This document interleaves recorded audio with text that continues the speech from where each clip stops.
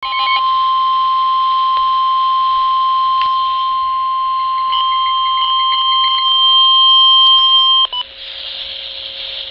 National Weather Service in Sterling, Virginia has issued a flash flood warning for East Central Howard County in central Maryland, Northeastern and Arundel County in central Maryland, southern Baltimore County in northern Maryland, southern Baltimore City in northern Maryland until 11:15 p.m. At 8:10 p.m., National Weather Service Doppler radar indicated flash flooding from thunderstorms along a line extending from Brooklyn Park to 10 miles northwest of Ellicott City, or along a line extending from Locust Point to 12 miles northeast of Damascus, moving east to 10 miles per hour.